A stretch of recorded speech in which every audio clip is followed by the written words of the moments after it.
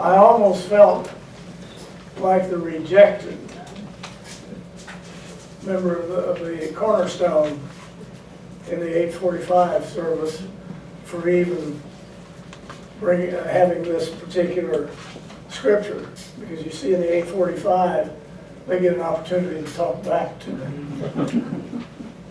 It isn't a very popular one, but there's good news. And that's why it's part of the gospel. The Gospels of Jesus Christ are the good news. And so I'll try to help you with that this morning. See, everyone has a cracking point. And I've titled this sermon, Life Beyond the Cracking Point, which right away gives you an idea that there's some hope. There is life beyond the cracking point. And there comes a time in all of our lives, in all of our relationships, or even perhaps even in our feelings about ourselves, when everything seems to fall down. Everything snaps. We are emotionally and physiologically structured so that we can only take so much. There's just a limit to what we can take. There's only so much garbage that we can collect. There's so much heat that we can withstand. And when that happens, like a valve on a pressure cooker, we blow. That's because we're human. Perhaps 6 of the most dramatic words in all of our language is, I just can't take it anymore. Every person has a cracking point. We all do. Even the most passive, the most sedate person that you know of has a cracking point. And I read an interesting description about another minister's vivid recollection of an incident involving a cracking point when he was a young man. The event occurred when he was 13 years old, and he was at his best friend's family's gathering, who gathered on the weekends near their old home in Atlanta, Georgia. And he said on Saturday they would all go to the football game, and then on Sunday, all of the aunts, uncles, brothers, sisters, and assorted friends with him would all gather together to bid their farewell. And he writes about this recollection that his friend's father, he calls Mr. W, was one of the nicest, most even-tempered persons I have ever met. He says he was always in command of his emotions.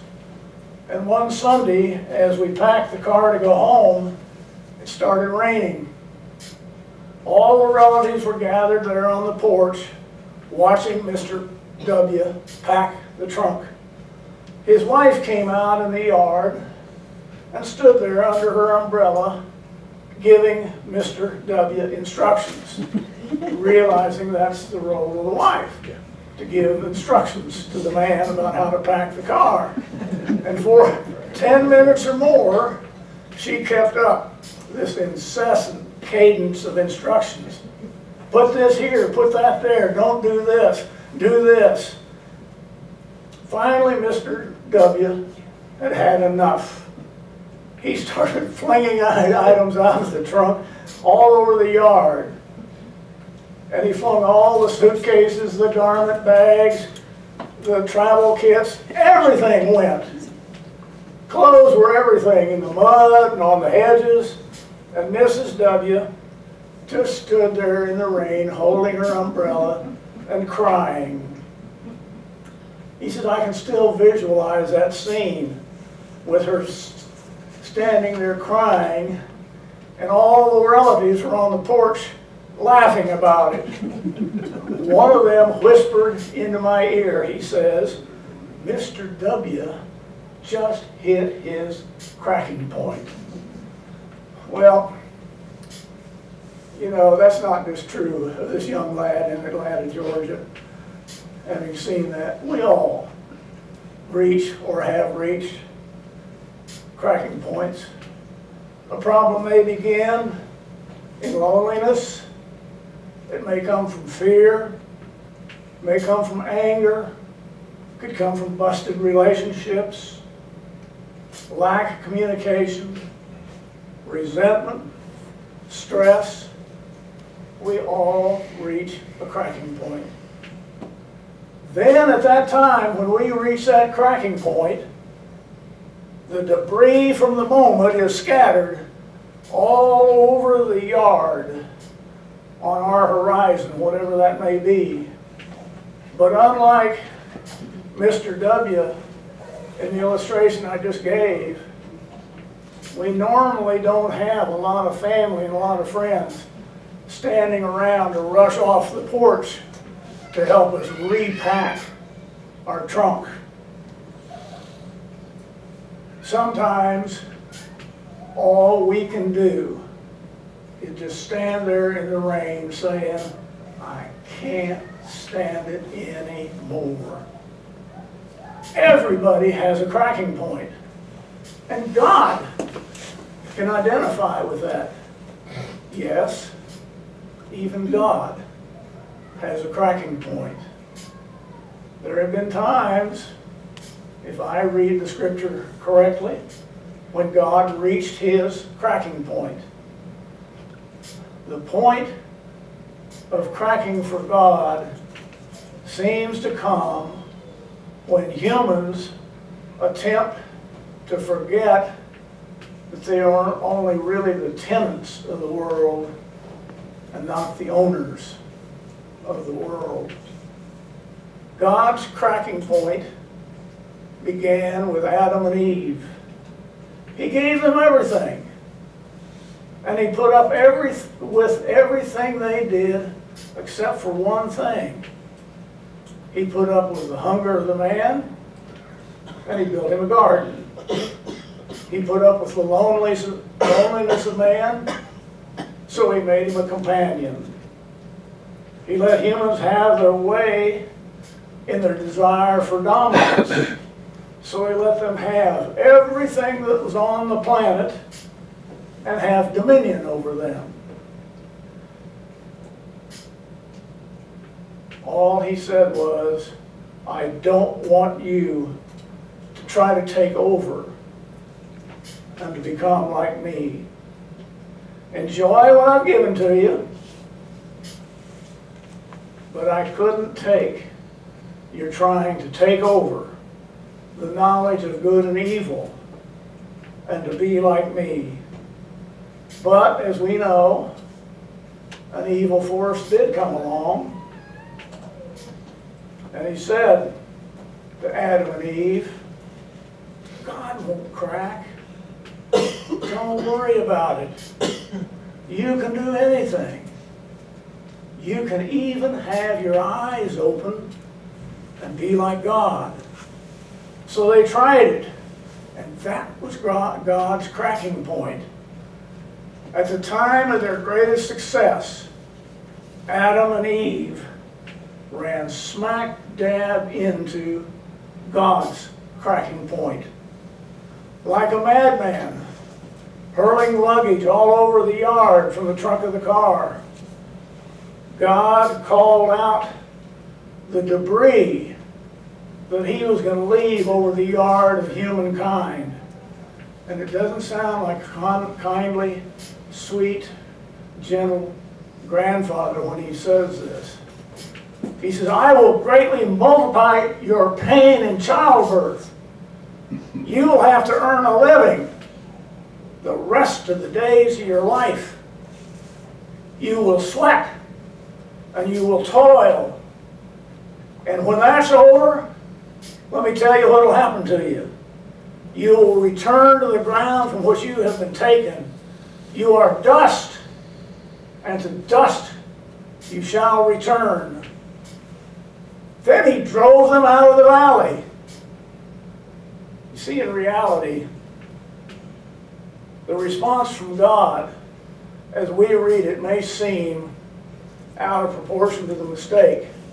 That's from our point of view, but not to God. Arrogance.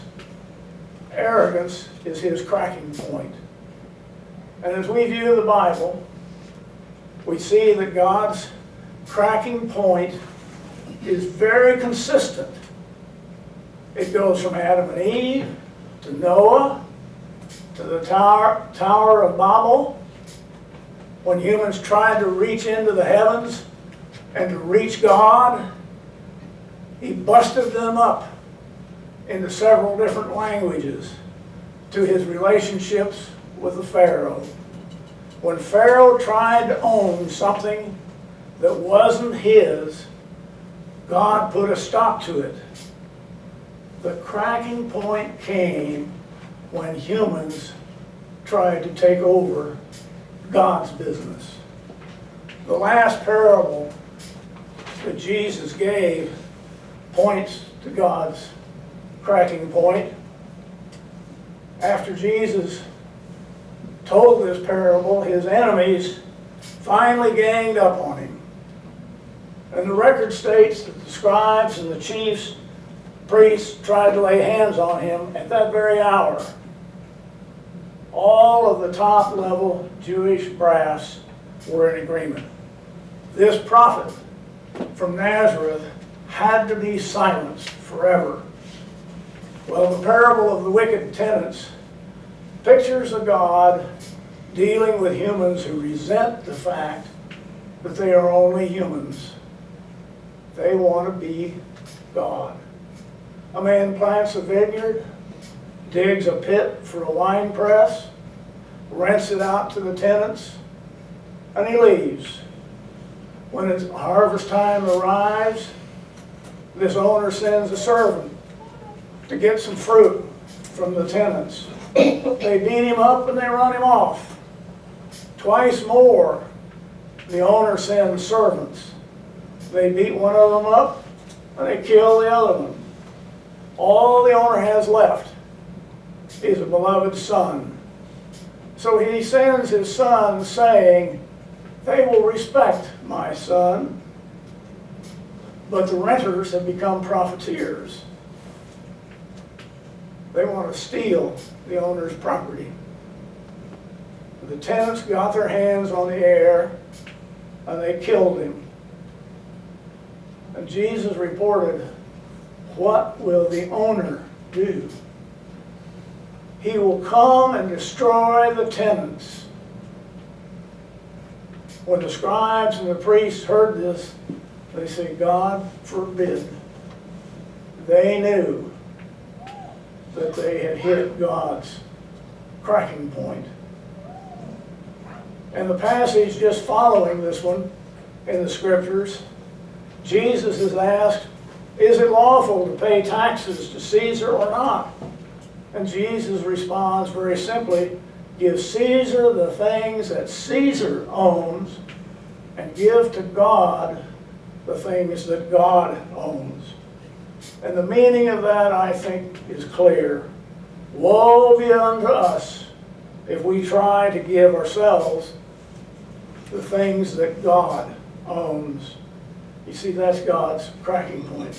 When we try to take over and not let go and let God. The central matter is that most of our problems in life come when we turn ourselves to the things that don't belong to us. When we try to play God, we crack up.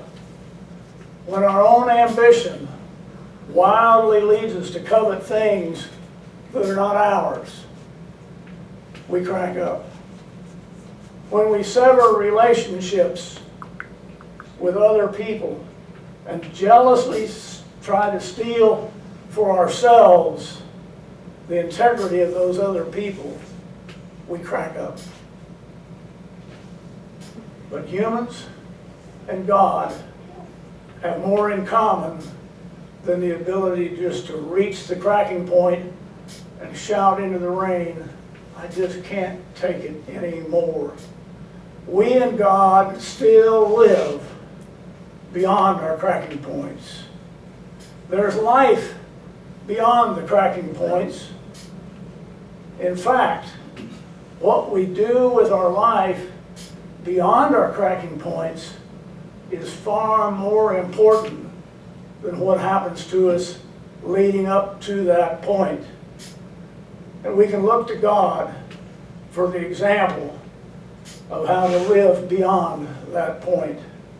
You see, when you get to the other side of the cracking point, that's when you have to return to your essential faith in a God of love. That's when you have to get down to the basics. When you pass that cracking point and you need to move on, that's when you need God in your life.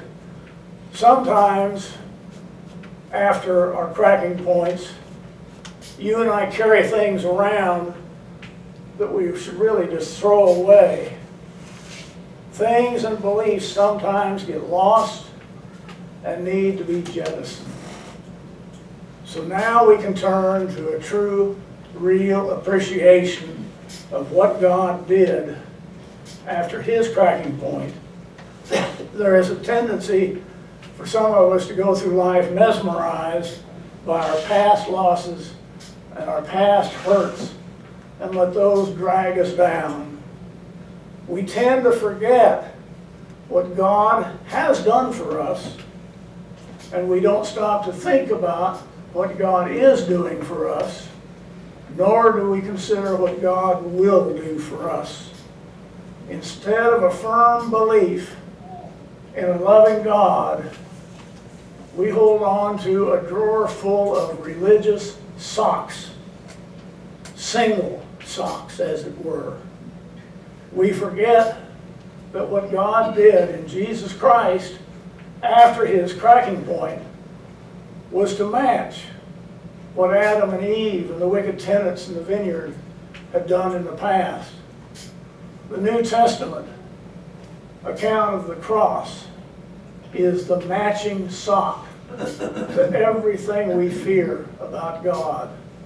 When you get to the cracking point, standing in the rain, thinking, I just can't take it anymore, remember, there is one who's gone on before you, who has experienced the same feeling, been at the same point, and who this same person says to you and to me this morning, and he says it every day of our lives, have faith. I will be with you always.